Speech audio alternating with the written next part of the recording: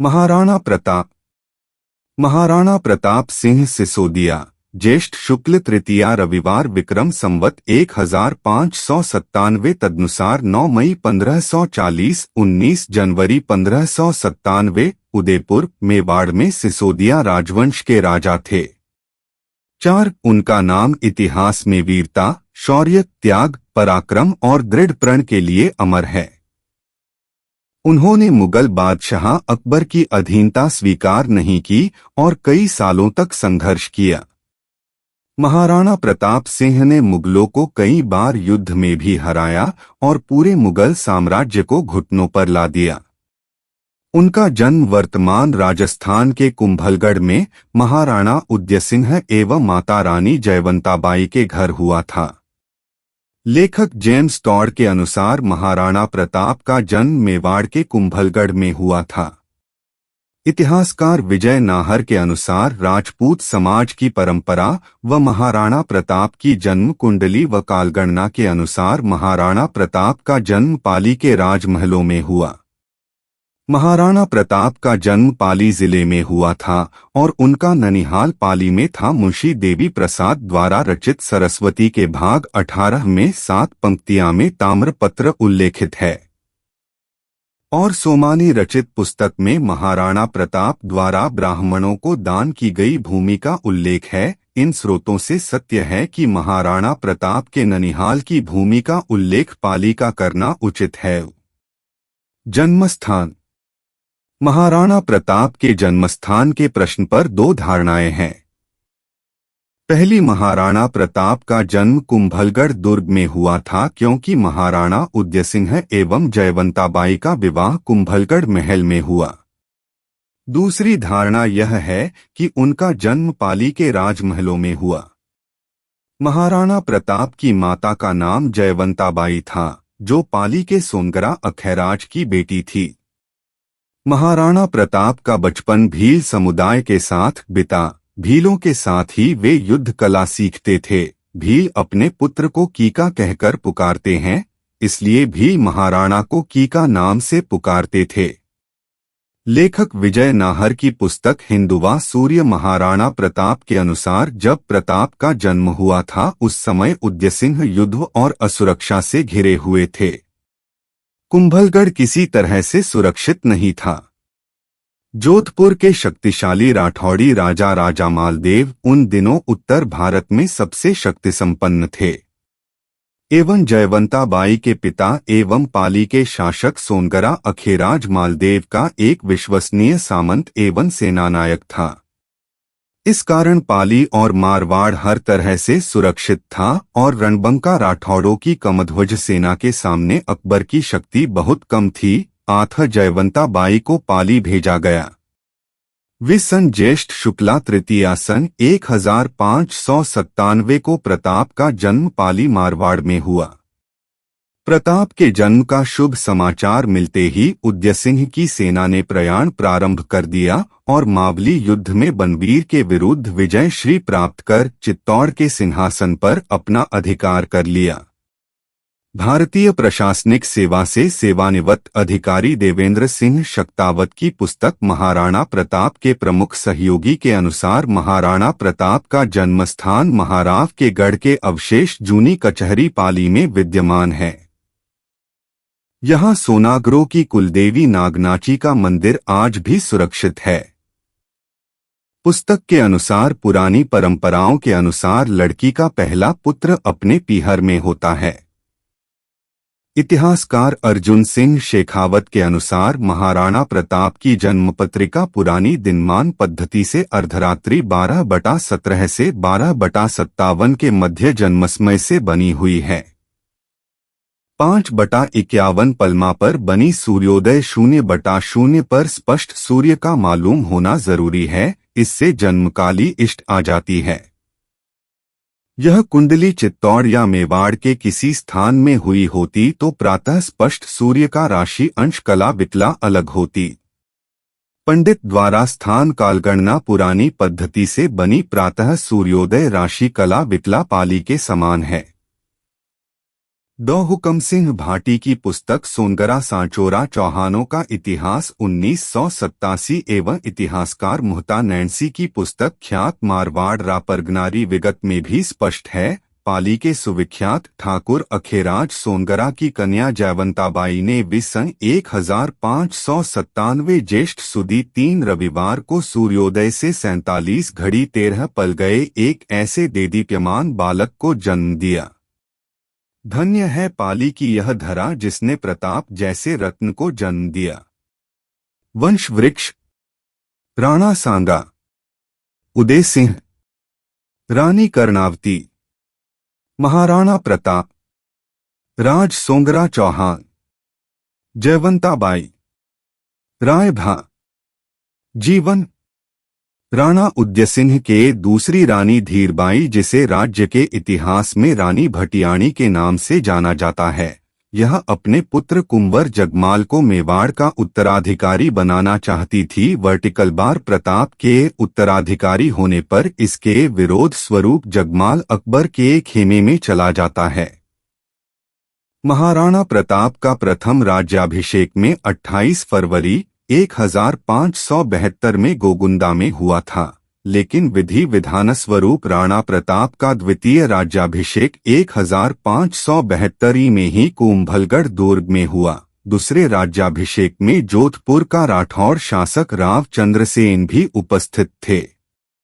राणा प्रताप ने अपने जीवन में कुल 11 शादियां की थी। उनकी पत्नियों और उनसे प्राप्त उनके पुत्रों पुत्रियों के नाम है महारानी अजबदे पंवार, अमर सिंह और भगवान दास, अमरबाई राठौर नत्था, शहमती बाई हाड़ा पुरा, अलमदेबाई चौहान जसवंत सिंह, रत्नावती बाई परमार माल गज त्लिंगु, लखाबाई रायभाना, जसोबाई चौहान कल्याणदास, चंपाबाई जंथी कल्ला, सनवाल दास और दुर्जन सिंह, सोलंखिनीपुर बाई साशा और गोपाल, फूलबाई राठौर चंदा और शिखा, खीचर आशाबाई हत्थी और राम सिंह। महाराणा प्रताप के शासनकाल में सबसे रोचक तथ्य यह है कि मुगल सम्राट अकबर बिना युद्ध के प्रताप को अपने अधीन लाना चाहता था। इसलिए अकबर ने प्रताप को समझाने के लिए 4 राजदूत नियुक्त किए, जिसमें सर्वप्रथम सितंबर 1572 में जलाल खां प्रताप के खेमे में गया। इसी क्रम में मानसिंह 1573 में, भगवान दास सितंबर 1573 में तथा राजा टोडरमल दिसंबर 1573 प्रताप को समझाने के लिए पहुंचे, लेकिन राणा प्रताप ने चारों को निराश किया। इस तरह राणा प्रताप ने मुगलों की अधीनता स्वीकार करने से मना कर दिया, जिसके परिणामस्वरूप हल्दी घाटी का ऐतिहासिक युद्ध हुआ। हल्दी घाटी का युद्ध। यह युद्ध 18 जून 1576 ईस्वी में मेवाड़ तथा मुगलों के मध्य हुआ था। इस युद्ध में मेवाड़ की सेना का नेतृत्व महाराणा प्रताप ने किया था। भील सेना के सरदार पानरवा के ठाकुर राणा पूंजा सोलंकी थे। 20 इस युद्ध में महाराणा प्रताप की तरफ से लड़ने वाले एकमात्र मुस्लिम सरदार थे, हकीम खासूरी। लड़ाई का स्थल राजस्थान के गोगुंदा के पास हल्दी घाटी में एक संकरा पहाड़ी दर्रा था। महाराणा प्रताप ने लगभग 3000 घुड़सवारों और 400 भील धनुर्धारियों के बल को मैदान में उतारा। मुगलों का नेतृत्व आमेर के राजा मान सिंह ने किया था, जिन्होंने लगभग 5000 से 10,000 लोगों की सेना की कमान संभाली थी। 3 घंटे से अधिक समय तक चले भयंकर युद्ध के बाद महाराणा प्रताप ने खुद को जख्मी पाया, जबकि उनके कुछ लोगों ने उन्हें समय दिया। वे पहाड़ियों से भागने में सफल रहे और एक और दिन लड़ने के लिए जीवित रहे। मेवाड़ के हताहतों की संख्या लगभग 1600 पुरुषों की थी। मुगल सेना ने 3500 से 7800 लोगों को खो दिया, जिसमें 350 अन्य घायल हो गए। इस युद्ध में मेवाड़ के महाराणा प्रताप विजय हुए थे। जैसे ही साम्राज्य का ध्यान कहीं और स्थानांतरित हुआ, प्रताप और उनकी सेना बाहर आ गई और अपने प्रभुत्व के पश्चिमी क्षेत्रों को हटा लिया। इस युद्ध में मुगल सेना का नेतृत्व मानसिंह तथा आसफ खां ने किया। इस युद्ध का आंखों देखा वर्णन अब्दुल कादिर बदायूनी ने किया।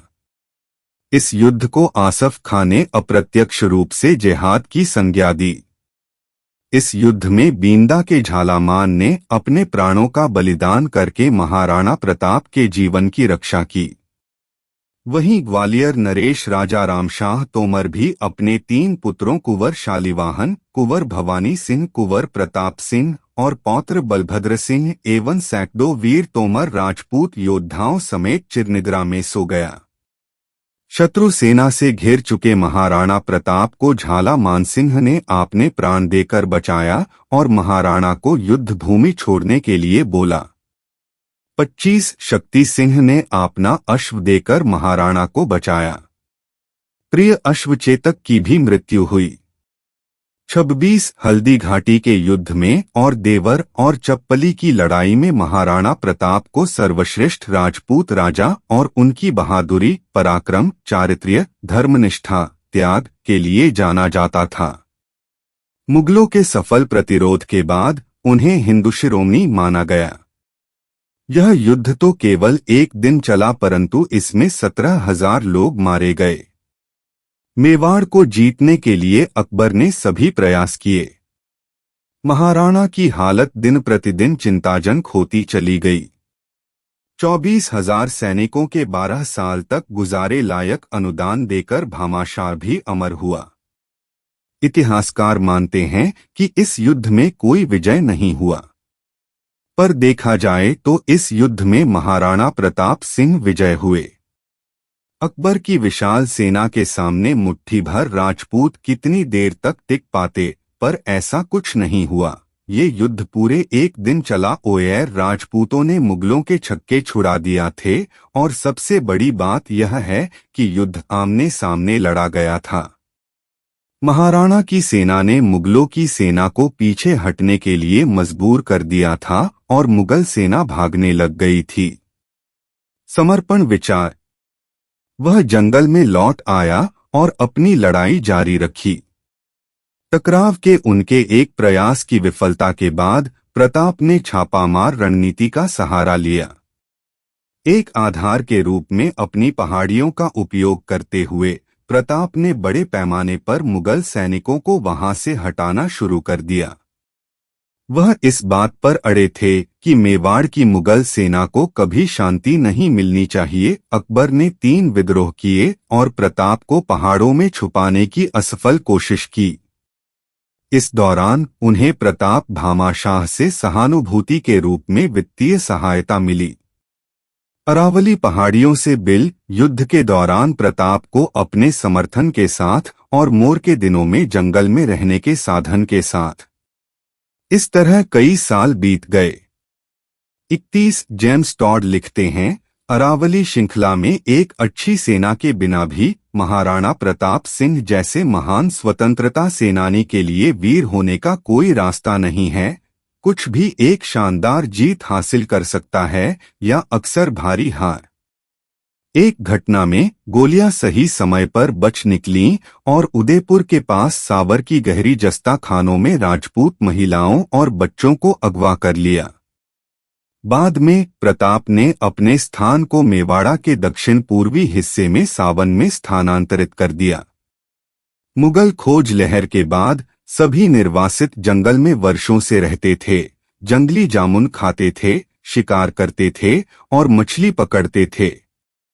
किंवदंती के अनुसार प्रताप एक कठिन समय था जब गोलियां सही समय पर भाग गईं और उदयपुरा के पास सावर की गहरी जस्ता खानों के माध्यम से राजपूत महिलाओं और बच्चों का अपहरण कर लिया।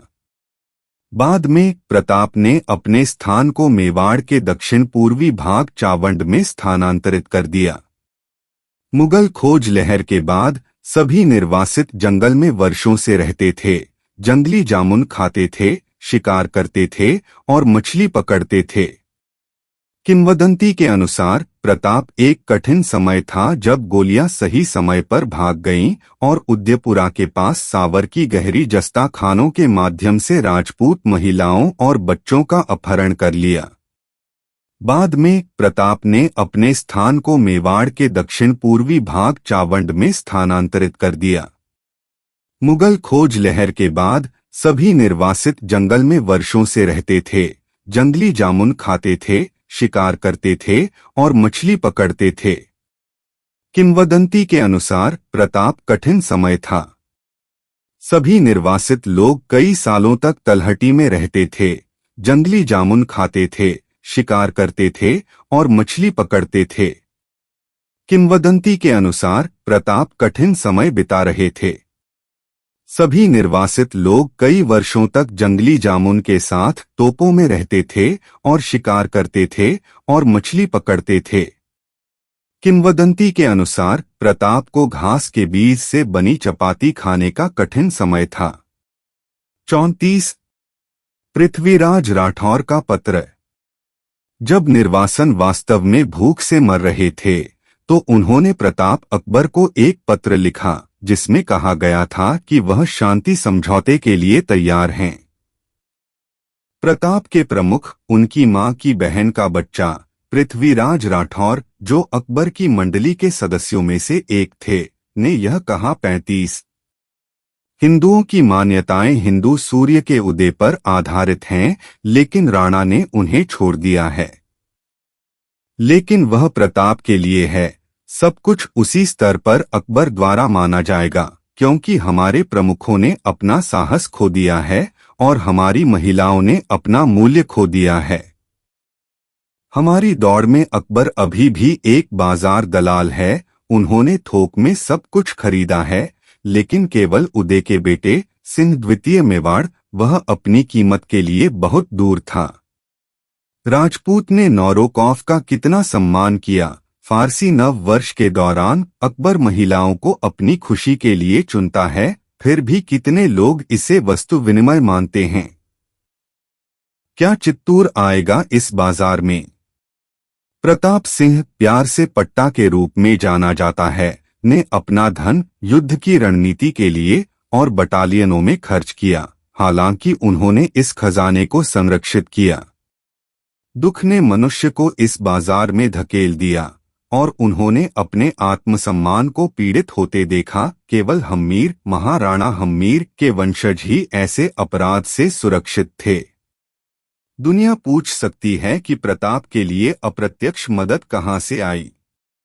कहीं से भी नहीं, बल्कि उनकी मर्दानगी और तलवार से। मानव बाजार का दलाल अकबर एक दिन जरूर इस दुनिया को छोड़ने जा रहा है। वह हमेशा के लिए नहीं रहने वाला है। फिर क्या हमारी दौड़ प्रताप तक आने वाली है, जो अमानवीय भूमि में राजपूत बीज बोने जा रहे हैं? उनके अनुसार हर कोई इसे संरक्षित करना चाहता है और इसकी पवित्रता को पुनर्जीवित और रोशन करना है। यह विश्वसनीय नहीं होगा यदि प्रताप अकबर को सम्राट कहा जाता था, जैसा कि सूरज किसी तरह से तेज दिशा में उगता है। मुझे कहाँ खड़ा होना चाहिए?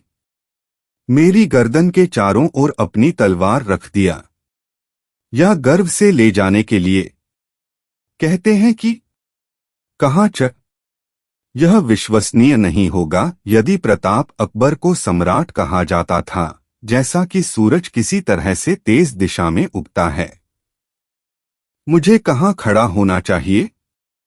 मेरी गर्दन के चारों ओर अपनी तलवार रख दिया, या गर्व से ले जाने के लिए कहते हैं कि कहाँ यह विश्वसनीय नहीं होगा यदि प्रताप अकबर को सम्राट कहा जाता था, जैसा कि सूरज किसी तरह से तेज दिशा में उगता है।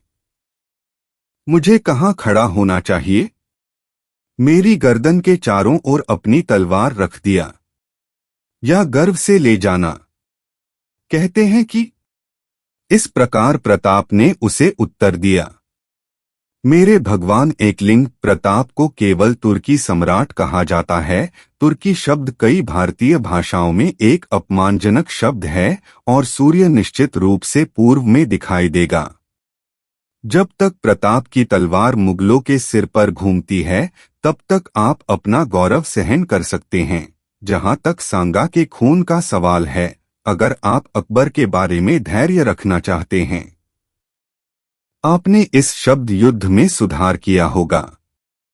राजस्थान के इतिहास 1582 में दिवेर का युद्ध एक महत्वपूर्ण युद्ध माना जाता है, क्योंकि इस युद्ध में राणा प्रताप के खोए हुए राज्यों की पुनः प्राप्ति हुई। इसके पश्चात राणा प्रताप व मुगलों के बीच एक लंबा संघर्ष युद्ध के रूप में घटित हुआ, जिसके कारण कर्नल जेम्स स्टार्ड ने इस युद्ध को मेवाड़ का मैराथन कहा है। मेवाड़ के उत्तरी छोर का दिवेर का नाका अन्य नाकों से विलक्षण है। इसकी स्थिति मदारिया और कुंभलगढ़ की पर्वत श्रेणी के बीच है। प्राचीन काल में इस पहाड़ी क्षेत्र में गुर्जर प्रतिहारों का आधिपत्य था, जिन्हें इस क्षेत्र में बसने के कारण मेर कहा जाता था। 37 यहाँ की उत्पत्तिकाताओं में इस जाति के निवास स्थलों के कई अवशेष हैं। मध्यकालीन युग में देवड़ा जाति के राजपूत यहाँ प्रभावशील हो गए, जिनकी बस्तियां आसपास के उपजाऊ भागों में बस गई और वे उदयपुर के निकट भीतरी गिरवा तक प्रसारित हो गई। चीकली के पहाड़ी भागों में आज भी देवड़ा राजपूत बड़ी संख्या में बसे हुए हैं। देवड़ाओं के पश्चात यहाँ रावत शाखा के राजपूत बस गए। इन विभिन्न समुदायों के दिवेर में बसने के कई कारण थे। प्रथम तो दिवेर का एक सामरिक महत्व रहा है, जो समुदाय शौर्य के लिए प्रसिद्ध रहे हैं। वे उत्तरोत्तर अपने पराक्रम के कारण यहाँ बसते रहे और एक दूसरे पर प्रभाव स्थापित करते रहे। दूसरा महत्वपूर्ण कारण यह रहा कि इसकी स्थिति ऐसे मार्गों पर है जहाँ से मारवाड़, मालवा, गुजरात, अजमेर के आदान प्रदान की सुविधा रही है। ये मार्ग तंग घाटियों वाले उबड़-खाबड़ मार्ग के रूप में आज भी देखे जा सकते हैं। इनके साथ सदियों से आवागमन होने से घोड़ों की टापों के चिन्ह पत्थरों पर अद्यावधि विद्यमान है। मार्गों में पानी की भी कमी नहीं है, जिसके लिए जगह-जगह झरनों के बांध के अवशेष दृष्टिगोचर होते हैं। सुरक्षा की दृष्टि से स्थान स्थान पर चौकियों के ध्वंसावशेष भी दिखाई देते हैं। जब अकबर ने कुंभलगढ़, देवगढ़, मदारिया आदि स्थानों पर कब्जा कर लिया तो वहां की चौकियों से संबंध बनाए रखने के लिए दिवेर का चयन एक रक्षा स्थल के रूप में किया गया।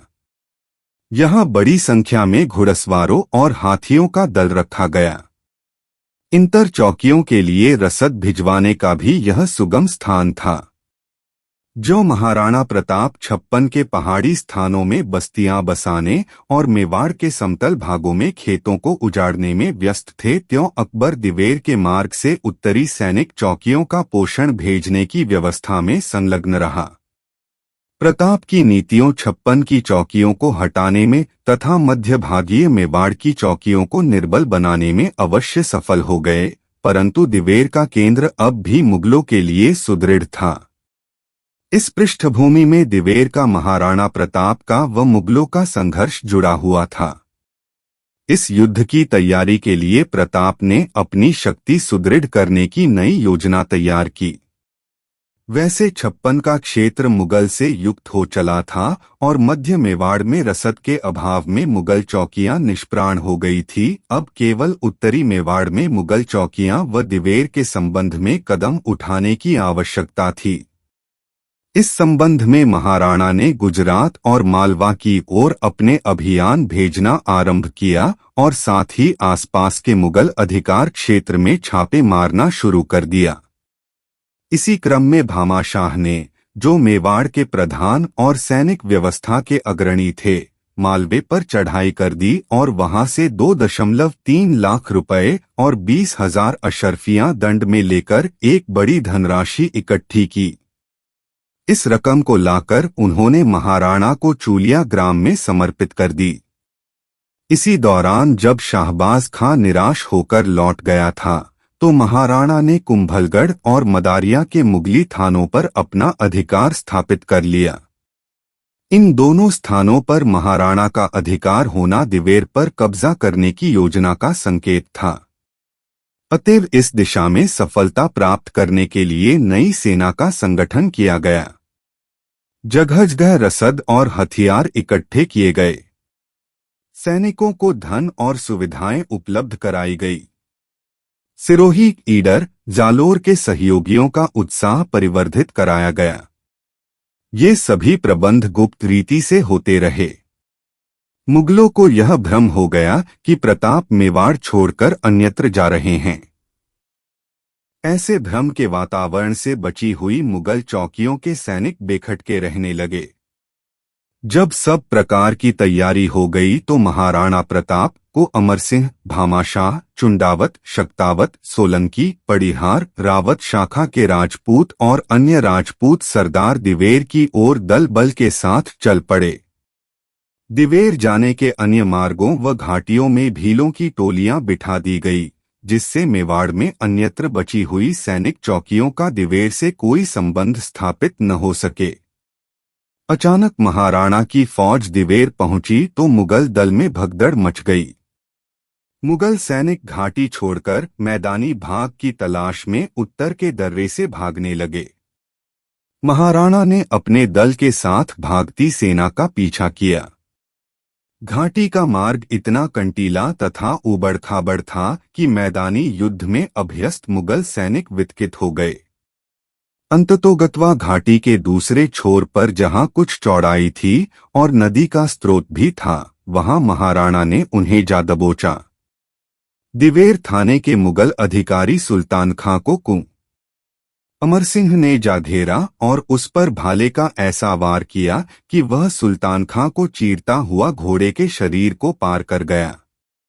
घोड़े और सवार के प्राण पखेरु उड़ गए। महाराणा ने भी इसी तरह बहलोल खां और उसके घोड़े का काम तमाम कर दिया। एक राजपूत सरदार ने अपनी तलवार से हाथी का पिछला पांव काट दिया। इस युद्ध में विजयश्री महाराणा के हाथ लगी। यह महाराणा की विजय इतनी कारगर सिद्ध हुई कि इससे मुगल थाने जो सक्रिय या निष्क्रिय अवस्था में मेवाड़ में थे, जिनकी संख्या 36 बतलाई जाती है, यहां से उठ गए। शाही सेना जो यत्रतत्र कैदियों की तरह पड़ी हुई थी, लड़ती भिड़ती भूखे मरते उल्टे पांव मुगल इलाकों की तरफ भाग खड़ी हुई। यहाँ तक कि 1585 के आगे अकबर भी उत्तर पश्चिम की समस्या के कारण मेवाड़ के प्रति उदासीन हो गया, जिससे महाराणा को अब चावंड में नवीन राजधानी बनाकर लोकहित में जुटने का अच्छा अवसर मिला। दिवेर की विजय महाराणा के जीवन का एक उज्ज्वल कीर्तिमान है। जहां हल्दी घाटी का युद्ध नैतिक विजय और परीक्षण का युद्ध था, वहां दिवेर छापली का युद्ध एक निर्णायक युद्ध बना। इसी विजय के फलस्वरूप संपूर्ण मेवाड़ पर महाराणा का अधिकार स्थापित हो गया। एक अर्थ में हल्दी घाटी का युद्ध में राजपूतों ने रक्त का बदला दिवेर में चुकाया। दिवेर की विजय ने यह प्रमाणित कर दिया कि महाराणा का शौर्य, संकल्प और वंश गौरव अकाट्य और अमिट है। इस युद्ध ने यह भी स्पष्ट कर दिया कि महाराणा के त्याग और बलिदान की भावना के नैतिक बल ने सत्तावादी नीति को परास्त किया। कर्नल टाड ने जहां हल्दी घाटी को थर्मोपाली कहा है, वहां के युद्ध को मेरोथान की संज्ञा दी है। जिस प्रकार एथेंस जैसी छोटी इकाई ने फारस की बलवती शक्ति को मेरोथन में पराजित किया था, उसी प्रकार मेवाड़ जैसे छोटे राज्य ने मुगल राज्य के वृहद सैन्यबल को दिवेर में परास्त किया। महाराणा की दिवेर विजय की दास्तान सर्वदा हमारे देश की प्रेरणा स्रोत बनी रहेगी। सफलता और अवसान। 1579 से 1585 तक पूर्वी उत्तर प्रदेश, बंगाल, बिहार और गुजरात के मुगल अधिकृत प्रदेशों में विद्रोह होने लगे थे और महाराणा भी एक के बाद एक गढ़ जीतते जा रहे थे। परिणामस्वरूप अकबर उस विद्रोह को दबाने में उलझा रहा और मेवाड़ पर से मुगलों का दबाव कम हो गया। इस बात का लाभ उठाकर महाराणा ने 1585 में मेवाड़ मुक्ति प्रयत्नों को और भी तेज कर दिया। महाराणा जी की सेना ने मुगल चौकियों पर आक्रमण शुरू कर दिए और तुरंत ही उदयपुर समेत 36 महत्वपूर्ण स्थान पर फिर से महाराणा का अधिकार स्थापित हो गया। महाराणा प्रताप ने जिस समय सिंहासन ग्रहण किया, उस समय जितने मेवाड़ की भूमि पर उनका अधिकार था, पूर्ण रूप से उतने ही भूमि भाग पर अब उनकी सत्ता फिर से स्थापित हो गई थी। 12 वर्ष के संघर्ष के बाद भी अकबर उसमें कोई परिवर्तन न कर सका और इस तरह महाराणा प्रताप समय की लंबी अवधि के संघर्ष के बाद मेवाड़ को मुक्त करने में सफल रहे और ये समय मेवाड़ के लिए एक स्वर्ण युग साबित हुआ। मेवाड़ पर लगा हुआ अकबर ग्रहण का अंत 1585 में हुआ। उसके बाद महाराणा प्रताप उनके राज्य की सुख सुविधा में जुट गए, परंतु दुर्भाग्य से उसके 11 वर्ष के बाद ही 19 जनवरी 1597 में अपनी नई राजधानी चावंड में उनकी मृत्यु हो गई। महाराणा प्रताप सिंह के डर से अकबर अपनी राजधानी लाहौर लेकर चला गया और महाराणा के स्वर्ग सिधारने के बाद आगरा ले आया। एक सच्चे राजपूत, शूरवीर, देशभक्त, योद्धा, मातृभूमि के रखवाले के रूप में महाराणा प्रताप दुनिया में सदैव के लिए अमर हो गए। मृत्यु पर अकबर की प्रतिक्रिया। अकबर महाराणा प्रताप का सबसे बड़ा शत्रु था, पर उनकी यह लड़ाई कोई व्यक्तिगत द्वेष का परिणाम नहीं थी, बल्कि अपने सिद्धांतों और मूल्यों की लड़ाई थी। एक वह था जो अपने क्रूर साम्राज्य का विस्तार करना चाहता था, जबकि एक तरफ महाराणा प्रताप जी थे जो अपनी भारत मातृभूमि की स्वाधीनता के लिए संघर्ष कर रहे थे। महाराणा प्रताप की मृत्यु पर अकबर को बहुत ही दुख हुआ, क्योंकि हृदय से वो महाराणा प्रताप के गुणों का प्रशंसक था और अकबर जानता था कि महाराणा प्रताप जैसा वीर कोई नहीं है इस धरती पर। यह समाचार सुन अकबर रहस्यमय तरीके से मौन हो गया और उसकी आंख में आंसू आ गए। महाराणा प्रताप के स्वर्गावसान के समय अकबर लाहौर में था और वहीं उसे सूचना मिली कि महाराणा प्रताप की मृत्यु हो गई है।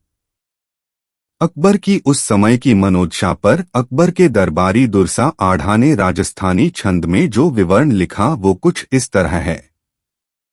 अस लेगो अंदाग पाग लेगो अणनामी, गो आड़ा गवड़ाए जी को बहतो घुरवामी, नवरोजे न गयो न गो आस्ता नवल्ली, न गो झरोखा हेठ जेठ दुनियान दहल्ली, दहलोत राणा जीती गयो दसण मूंद रसना डसी, निसा मूक भरिया नैन तो मृत शाह प्रताप सी। कुछ महत्वपूर्ण तथ्य। हिंदी में अनुवाद। हे गहलोत राणा प्रताप सिंह, तेरी मृत्यु पर शाह यानी सम्राट ने दांतों के बीच जीभ दबाई और निश्वास के साथ आंसू टपकाए, क्योंकि तूने कभी भी अपने घोड़ों पर मुगलिया दाग नहीं लगने दिया। तूने अपनी पगड़ी को किसी के आगे झुकाया नहीं। हालांकि तू अपना आड़ा यानी यश या राज्य तो गवा गया, लेकिन फिर भी तू अपने राज्य के धुरे को बाएं कंधे से ही चलाता रहा। तेरी रानियां कभी नवरोजों में नहीं गईं और ना ही तू खुद आस्तो यानी बादशाही डेरों में गया। तू कभी शाही झरोखे के नीचे नहीं खड़ा रहा और तेरा रौब दुनिया पर निरंतर बना रहा। इसलिए मैं कहता हूं कि तू सब तरह से जीत गया और बादशाह हार गया। अपनी मातृभूमि की स्वाधीनता के लिए अपना पूरा जीवन का बलिदान कर देने वाले ऐसे वीर शिरोमणि महाराणा प्रताप और उनके स्वामी भक्त अश्वचेतक को शत शत कोटि कोटि प्रणाम। इतिहासकार विजय नाहर की पुस्तक हिंदुवा सूर्य महाराणा प्रताप के अनुसार कुछ तथ्य उजागर हुए। 1. महाराणा उदय सिंह ने युद्ध की नई पद्धति छापामार युद्ध प्रणाली इजाद की। वे स्वयं तो इसका प्रयोग नहीं कर सके, परंतु महाराणा प्रताप, महाराणा राज सिंह एवं छत्रपति शिवाजी महाराज ने इसका सफल प्रयोग करते हुए मुगलों पर सफलता प्राप्त की। 56. 2. महाराणा प्रताप मुगल सम्राट अकबर से नहीं हारे, उसे एवं उसके सेनापतियों को धूल चटाई। हल्दी घाटी के युद्ध में प्रताप जीते।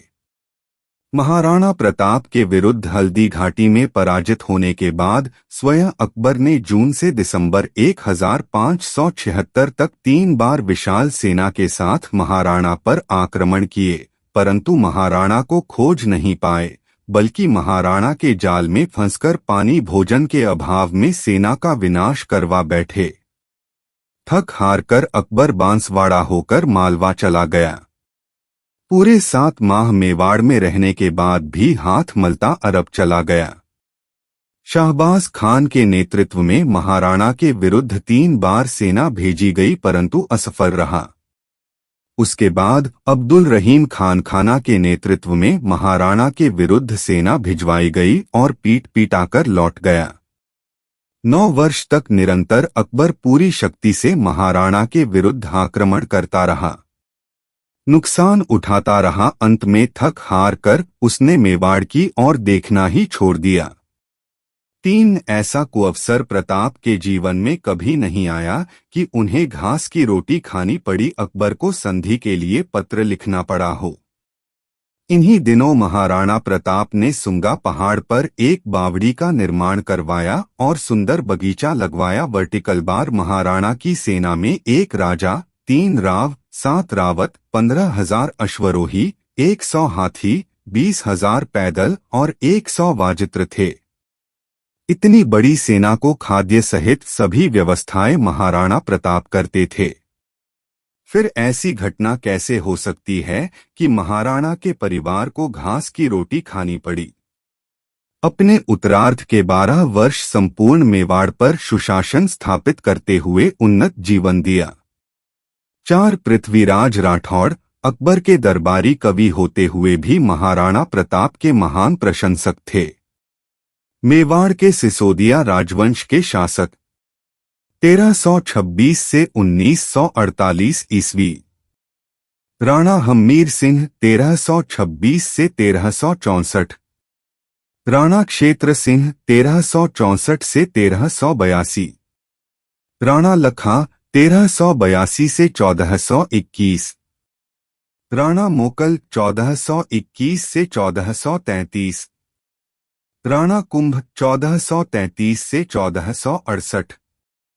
उदयसिंह प्रथम 1468 से 1473। राणा रायमल 1473 से 1508। राणा सांगा 1508 से 1527। रतन सिंह द्वितीय 1528 से 1531। राणा विक्रमादित्य सिंह 1531 से 1536। बनवीर सिंह 1536 से 1540। उदयसिंह द्वितीय 1540 से 1572। महाराणा प्रताप 1572 से 1597। अमर सिंह प्रथम 1597 से 1620। करण सिंह द्वितीय 1620 से 1628। जगत सिंह प्रथम 1628 से 1652। राज सिंह प्रथम 1652 से 1680। जय सिंह 1680 से 1698। अमर सिंह द्वितीय 1698 से 1710। संग्राम सिंह द्वितीय 1710 से 1734। जगत सिंह द्वितीय 1734 से 1751। प्रताप सिंह द्वितीय 1751 से 1754। राज सिंह द्वितीय 1754 से 1762। अरी सिंह द्वितीय 1762 से 1772। हम्मीर सिंह द्वितीय 1772 से 1778। भीम सिंह 1778 से 1828। जवान सिंह 1828 से 1838। सरदार सिंह 1838 से 1842। स्वरूप सिंह 1842 से 1861। शंभू सिंह 1861 से 1874। उदयपुर के सज्जन सिंह 1874 से 1884। फतेह सिंह 1884 से 1930। भूपाल सिंह 1930 से 1948। नाम मात्र के शासक महाराणा भूपाल सिंह 1948 से 1955।